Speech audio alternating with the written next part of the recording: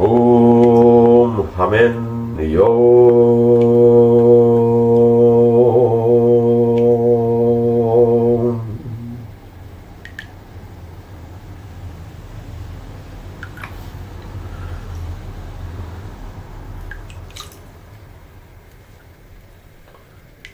A tradição espiritual em Portugal é, inegavelmente, uma das suas correntes ou veios, eixos ou essências fundamentais da identidade de Portugal e dos portugueses. Esta nossa pequena e parcelar aproximação que iremos agora realizar é apenas um pequeno contributo para um vasto oceano que, ao longo de séculos e milénios, foi mergulhado e interagido pelos que passaram por Portugal e pelos portugueses. Tal como referem Varrão e Salustio, historiadores romanos, pela península passaram povos como os fenícios, os persas, os gregos e, em seguida, os romanos, os árabes, os judeus e os povos germânicos, certamente antes, e que desembocaram na formação na zona do centro e do norte, de caráteres tipicamente próprios, que se autonomizaram como os lusitanos e os galaico-portugueses. É desta convergência destas duas forças, ou zonas de desenvolvimento, como a posterior alentejana e algarvia, que vai nascer a entidade portuguesa, quando Dom Afonso Henriques e os seus cavaleiros e barões de Entre Douro e Minho, e provindos da Borgonha, alguns, se lançaram à conquista do que se iria constituir muito brevemente como o primeiro Estado europeu com fronteiras delimitadas. Poderemos passar para outro nível da identidade portuguesa,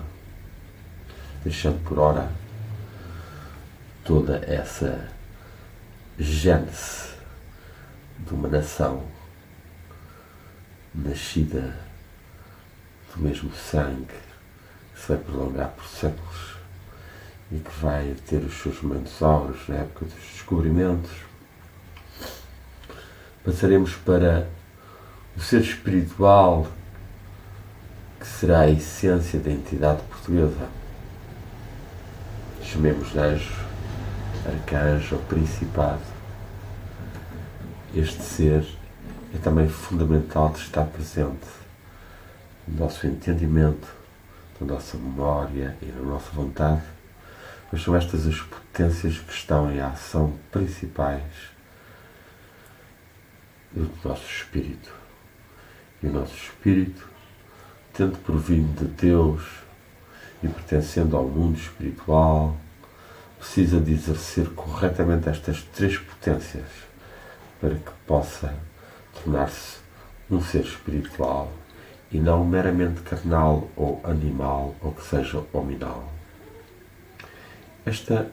é a grande via iniciática, via da tradição espiritual portuguesa. Os seres que, pelo desenvolvimento das virtudes e pelo desenvolvimento do autoconhecimento e da devoção e do amor, conseguem atingir uma individualização plena enquanto espíritos partes de um todo. Qualidades, portanto, que exigem uma purificação grande da personalidade, um vencer o seu ego, negar-se a si mesmo frequentemente. E toda essa tradição ascética viveu fortemente em muitos seres que adotaram os votos religiosos, sejam monásticos ou militares, sejam puramente religiosos. No século XX, um escritor muito divulgado e apreciado, Fernando Pessoa, continuou a desenvolver em vários textos a importância de vencermos e adotarmos de uma forma mais ou menos relativa e proporcional os três votos de castidade, obediência e pobreza, para que a nossa alma mais limpa e menos dispersa para o exterior possa verificar-se, sentir-se e amar-se mais a presença do Espírito, da luz divina e, ultimamente, de Deus. É isto, de certa forma, que constitui a essência espiritual de Portugal, e neste século XXI, em que estamos em tão grave crise pelas forças do capitalismo internacional desnacionalizante, desculturalizante, massificante, alienante, opressivo, mais do que nunca é necessário religar-nos com a tradição espiritual de cada país, que no seu nível mais profundo ou mais elevado é una com a dos outros países no que se chama a tradição perene. E é nesta tradição perene que deve assentar o diálogo interreligioso, que pouco assistimos, na medida em que ele já está controlado por entidades que pertencem ao sistema político, ao sistema religioso superficial, e que de modo algum conseguem transmitir nem dinamizar a humanidade para o encontro religioso, ecuménico e universal que caberia desenvolver-se como contrapartida, coroação e fundamento desta globalização económica que se está a tornar, pelo contrário, cada vez mais presa de forças profundamente egoístas, cruéis e destrutivas, causando inúmero sofrimento em imensos povos. Esta nossa aproximação e conferência, que será realizada dentro de horas da Sociedade Histórica de Independência, no Largo do 1º de Dezembro, ao Rossio, no centro de Lisboa, um sítio, um local, um palácio emblemático, um dos conjurados em 1640, liderados por Dom Antão Almada, pela rainha Dona Luísa, a que seria rainha, e Dom João IV, conseguiram expulsar os opressores da época, os castelhanos e de Espanha, para readquirirmos a independência. É certamente um local apropriado, tanto mais que muito atualmente foi retirado ao 1º de Dezembro o seu caráter de feriado, o seu caráter de momento de comunhão com a independência espiritual e política de Portugal, e que necessita então ser contrabalançada por uma maior consciência e despertar nosso para as energias da tradição espiritual portuguesa e da sua necessária atualização. E quem sabe, esperemos que um dia este feriado seja de novo readmitido e entregue aos portugueses como bem merecem. Pois nessa época também houve vários espirituais e místicos que ergueram a sua voz, já não em louvor a Deus, já não pondo todos os seus afetos de vontade apenas na dimensão vertical, mas espalhando-a também numa virtude da justiça e do heroísmo, contestando o avanço espanhol ou a opressão filipina, ou apoiando ainda o prior de Crato e o cardeal Dom Henrique. Homens como Sebastião Toscano, Nicolau Dias, místicos capazes de terem escrito como Sebastião Toscano a teologia mística. Assim nós hoje também temos que desenvolver mais esta percepção de que o ser humano é um espírito, alma e corpo, e que o espírito é a porção superior de si mesma e aquela que, emanando de Deus, pode dinamizar a combinação alma e corpo para o mundo espiritual, e o que se faz principalmente, essencialmente, nos momentos de oração, de meditação e contemplação. São estas práticas que são fundamentais de ser realizadas e que ao longo dos séculos foram sendo desenvolvidas por muitos seres, embora a sua divulgação nem sempre fosse a mais possível, seja por opressão da Inquisição, seja por um controle dos meios de divulgação maior ao público, por forças não interessadas nesta assunção direta de cada ser de si próprio pelo autoconhecimento, já que a meditação é verdadeiramente como um espelho e como uma terapia da alma. Através dela conhecemos a nós próprios e vamos arrumando e pondo a casa em ordem e vamos desfazendo a pedra dura do coração, tornando-a terra fértil para que se desenvolvam as virtudes e para que a luz divina entre em nós e infunda mais claridade, mais destemor perante os inimigos da alma e os inimigos da tradição espiritual portuguesa. Esta batalha interior, esta jihad, como no islamismo foi desenvolvida e infelizmente depois explorada fanaticamente no sentido de guerra exterior, sobretudo, quando ela é, antes de mais, uma guerra de autoconhecimento e de limpeza das nossas energias negativas. Esta guerra santa foi então desenvolvida em particular nas ordens espirituais portuguesas, seja os Templários, seja a Ordem da Viz, seja a Ordem de Cristo, e de novo no século XXI, Fernando Pessoa tentou teorizar os seus graus, as suas qualidades, e neles encontrou e realçou uma frase que, aliás, sempre foi pertença da tradição espiritual portuguesa, que era o lema do infante Dom Henrique, que foi, sem dúvida, a alma mater dos descobrimentos portugueses, e que constava talent de bien faire, talento de bem fazer. É para este lema que vamos também agora incidir a nossa curta exposição e introdução ao que será a conferência de logo à noite. Esta tensão, este lema, este mantra, poderemos dizer, pois poderemos repeti-lo e assimilá-lo profundamente, talento de bem fazer, inclui em si uma dimensionalidade muito abrangente da tradição espiritual portuguesa, pois coloca o talento como o entendimento, a vontade de fazer o bem, de criar a vinda do bem, o bem supremo, o bem divino. Significa, portanto, uma tensão que é vivida a cada momento. Estamos a tentar fazer o bem, o máximo, o melhor possível. E este é o viver aqui e agora, que todas as tradições iniciáticas nos chamam. E neste fazer o bem e criar a vinda do bem, estamos a comungar com a alma mundi, com o Logos, com o Cristo cósmico, ou seja, com o ungimento que Deus faz nas almas que se abrem ao bem, ao amor, à verdade. Esta frase, talent de bien faire,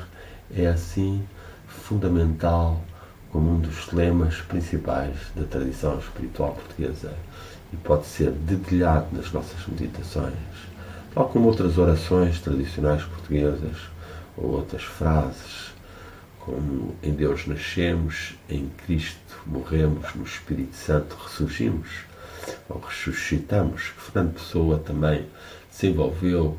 como desdobramento das iniciais que se encontravam sobre a cruz do Calvário in ri, Jesus Nazarenos, Rex Adorum, ou como foi desdobrado, interpretado, oculta espiritualmente em nobis regnat ignes, in nobis regnat ille.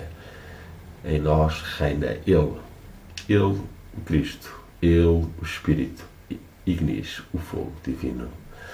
É para esta tomada de consciência, portanto, de que se nós somos seres espirituais, viadores ou peregrinos na Terra, que a tradição espiritual portuguesa chama, e uma assunção guerreira, virtuosa, mística, amorosa, destas qualidades face às três tentações que são o mundo, a carne e o diabo, tal como Fernando Pessoa desenvolveu e que os místicos e a tradição religiosa também falava. O mundo, que hoje em dia cada vez mais nos absorve, tanto em sentidos positivos como em negativos, e que devemos saber controlar, nomeadamente na televisão e nos jornais, que estão quase 98% completamente controlados e manipulados por forças que pretendem manter a humanidade num estado de medo, num estado de confusão, ou apenas como mato para ser explorado e queimado quando for preciso. A carne, que é todo o descontrole, por vezes, dos apetites que são provocados pela droga, pelo álcool, pelo consumo da carne e de alimentos excitantes, ou os ambientes mais luxuriosos em que a alma perde a sua pureza e a sua entrega ao verdadeiro amor e corre apenas num amor sensual e apetitivo que, em geral, acaba por ir destruindo a luminosidade da alma e a sua capacidade de elevação e de vibrar no amor universal ou no amor verdadeiro para o outro ser. E, finalmente, o diabo satânico, o adversário, que é tanto o ego de nós próprios, como são as forças e as egrégoras mundiais que são verdadeiramente obstáculos à circulação da energia divina que se manifesta como fraternidade entre ajuda, amor, solidariedade, e que são hoje dominantes, lideradas por alguns países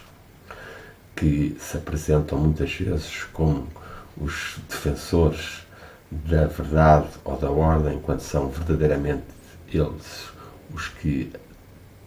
são os que aterrorizam mais e que criam mais mortes e destruições no mundo, e não os iremos nomear, mas sabemos como estas uniões têm sido postas à luz, por vezes nos ataques que fazem ou nos ataques que pretendem fazer e que são abortados graças à união de outros povos, como nomeadamente assistimos recentemente no caso da Síria, quando o Papa Francisco e o Presidente da Rússia, apoiados por outros povos, conseguiram deter mais uma guerra fratricida e altamente destrutiva. É contra este mundo carne e diabo que nós somos chamados a estar atentos e a participar e cada vez mais darmos indicações aos nossos políticos que não queremos continuar a ser desgovernados ou manipulados por interesses supranacionais e que têm, muito pelo contrário, até destruído a essência de Portugal e da nacionalidade, tal como é o caso do ter sido retirado o 1º de dezembro como feriado nacional. Assim, vamos lembrar de novo que a essência desta tradição espiritual portuguesa se encontra na comunhão vertical com os mestres e antepassados, com todos os seres que passaram, milícia guerreira que passou por Portugal, milícia virtuosa, milícia artística, os nossos antepassados, terra das nossas mães e avós e pais e antepassados, e que continua a ser amada por eles e por nós, e onde devemos fazer criar uma agricultura biológica e orgânica e permacultura, e que deve ser defendida contra todos os interesses das cimenteiras ou dos lobbies das antenas de telemóveis e outros que acabam por desfigurar toda a paisagem típica, que era uma das bases onde se refletia mais o arcanjo de Portugal ao Principado de Portugal e a essência portuguesa, e que provocava o grande amor do português à sua terra, e que foi a base que lhe permitiu desenvolver qualidades tão fraternas com outros povos, mantendo as ligações através dessa original saudade que pertence também à tradição espiritual portuguesa, nos seus aspectos mais elevados e não nos passadistas, enquanto que lembrança cultivada de amor com o que já aconteceu e projetado no presente de uma forma dinâmica de comunhão com o que será ou poderá vir a ser no futuro de luminosidade e de plenitude. É para esta defesa da terra, para esta defesa das nossas tradições e romarias e músicas e roupas e comidas, perante os ataques desenfreados de uma comunidade europeia estupidamente burocrata e niveladora e cinzenta, que com as azais acabou por encerrar centenas e milhares de pequenas lojas de comércio ou pequenas produções caseiras, causando a destruição de muitas vidas e de todo um tecido de relações naturais e locais em favor das grandes superfícies que apenas despejam as manufaturas completamente transgénicas em muitos casos, ou pelo menos de um poderoso agroquímicos instilados dentro dos seus alimentos, que nós devemos reagir e cultivar também a mata portuguesa, a tradicional cultura do carvalho, do castanheiro, da faia, do sobreiro, e não os deixar destruir constantemente. Num nível mais profundo, é evidente que a tradição espiritual portuguesa, como eu disse já algumas vezes, se assinala e se desenvolve na capacidade dos seres conseguirem criar o silêncio dentro de si próprios e atingirem níveis de receptividade à divindade e à sua luz e ao seu amor, e como dizemos, isto é a prática da oração, meditação e contemplação. Nós começamos por sentar-nos, ou podemos estar de joelhos ou de pé, mas convirá certamente sentar-nos, e vamos tentando desenvolver a nossa afetividade para o alto, vamos tentando limpar a nossa mente das preocupações e pensamentos e imagem que nos vêm, e vamos clamando mais por Deus e pelo Espírito, pela divindade na forma que entendermos, ou se necessitarmos através de alguma face específica da divindade ou algum arcanjo ou santo. Mas em breve este estado deve ir diminuindo a utilização e deve começar a tornar-se uma abertura interior da alma à luz divina que se derrama a quem a pede. E é esta prática que nos faz passar do estado inicial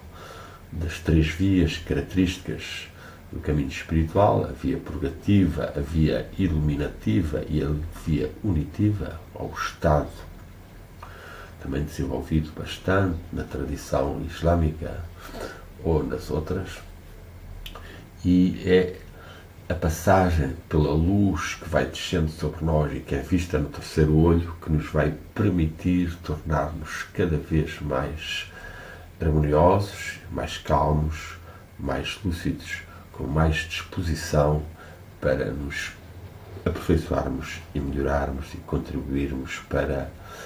a presença divina mais tempo dentro de nós, durante o dia, em todos os nossos atos e gestos nos quais flui essa luz divina,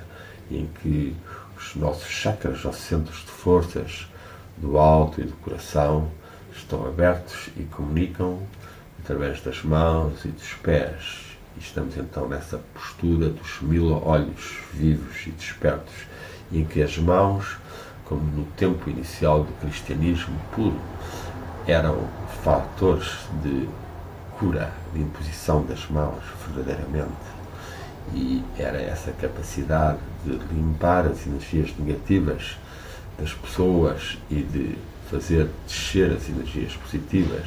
que caracterizavam os verdadeiros discípulos de Jesus. E essas comunhões, HPs, em que reunidos invocavam profunda e silenciosamente a manifestação do Espírito, como foi marcado num momento como se fosse único, mas que era esse o verdadeiro sentido da oração e da missa, na descida do Espírito Santo, quando estavam reunidos à volta de Maria, Maria aqui simbolizando a alma do mundo, ou a alma de cada um de nós aberta e invocando o fogo do Espírito, abrindo-se a ele e fazendo-o descer. E é isso que se desenvolveu também em Portugal no culto do Espírito Santo, culto original, feito pela Rainha Santa Isabel, por volta de 1200 e tal, não se estando bem preciso exatamente em que momento lançou, e com influências claramente da sua vinda da zona de Aragão e do seu contacto com Arnaldo Villanova e com espirituais franciscanos. E esse culto do Espírito Santo tornou-se uma forma típica e característica e original e essencial da tradição espiritual portuguesa, pois o Espírito Santo é, de facto, tanto o Espírito que está em nós, como o Espírito divino, que precede o amor entre o Pai e o Filho, o amor entre a divindade original e os filhos de Deus que todos nós somos, e que se nos abrimos a Ele e aspiramos a Ele verdadeiramente, intensamente e perseverantemente, e lembramos, por exemplo, de Erasmo, realçando essa oração contínua, e que eu publiquei um livro chamado Modo de Orar a Deus, nas publicações Maitreias do Porto, com tradução feita por mim, Álvaro Mendes, sobre essa descida maior do Espírito Santo, do fogo divino sobre nós, pois essa tradição portuguesa desenvolveu-se então sob as bênçãos dos Templários e da Ordem de Cristo, e foi depois exportada para vários pontos do mundo, e ainda que tenha sobrevivido mais nos seus aspectos folclóricos, ela foi retomada por Agostinho da Silva com uma dimensão já bastante profunda de apelo à realização do Espírito que está em nós e que é comum a todas as religiões e tradições, e que deve ser comungado fraternamente, inocentemente, tal como a criança, tal como a liberdade que é caracterizada nas celebrações de libertar os presos e de haver um bozo ou uma comida fraterna e partilhada. Situações que este nosso capitalismo, pelo contrário, tem profundamente ofendido, e os extremos atuais são o de vermos o dinheiro a ser retirado dos reformados para ser dado aos banqueiros e aos grandes bancos ou quem utilizou. Temos aqui, portanto, a necessidade de chamar-nos fortemente ao ouro espiritual, ao ouro da alma, essa alquimia de transformarmos o chumbo